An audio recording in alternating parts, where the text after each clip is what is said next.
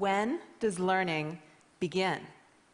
Now, as you ponder that question, maybe you're thinking about the first day of preschool or kindergarten, the first time that kids are in a classroom with a teacher. Or maybe you've called to mind the toddler phase when children are learning how to walk and talk and use a fork. Maybe you've encountered the 0 to 3 movement, which asserts that the most important years for learning are the earliest ones. And so your answer to my question would be, learning begins at birth.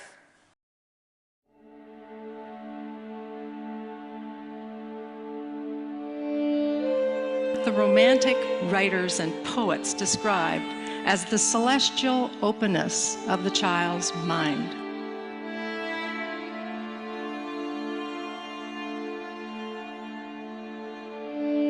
And that is that some of the most important learning we ever do happens before we're born, while we're still in the womb.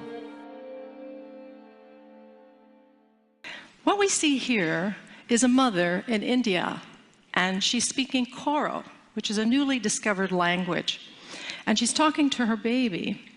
What this mother and the 800 people who speak Koro in the world understand that to preserve this language, they need to speak it to the babies. And therein lies a critical puzzle.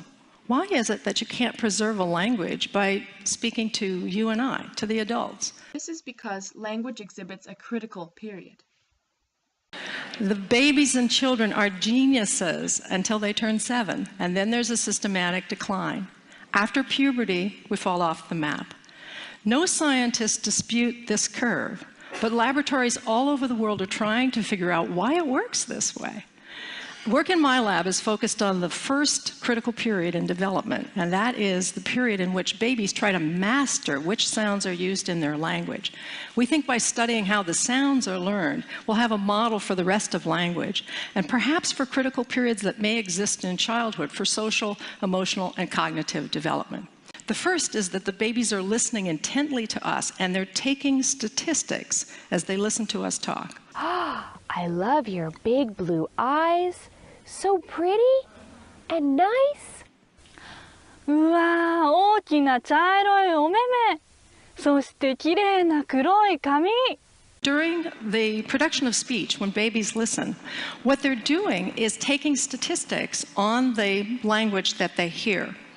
And those distributions grow. And what we've learned is that babies are sensitive to the statistics, and the statistics of Japanese and English are very, very different.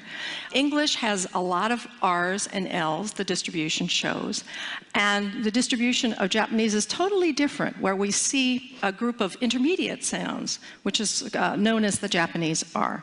Due to the vast difference of sounds found in English and Japanese, many native Japanese cannot tell the difference between rice and lice.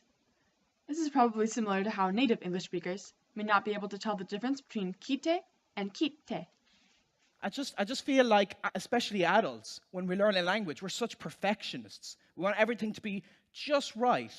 And perfectionism is a really bad thing in language learning, because a language is a means of communication.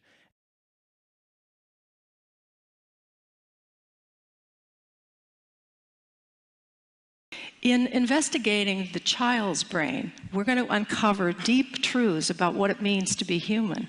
And in the process, we may be able to help keep our own minds open to learning for our entire lives.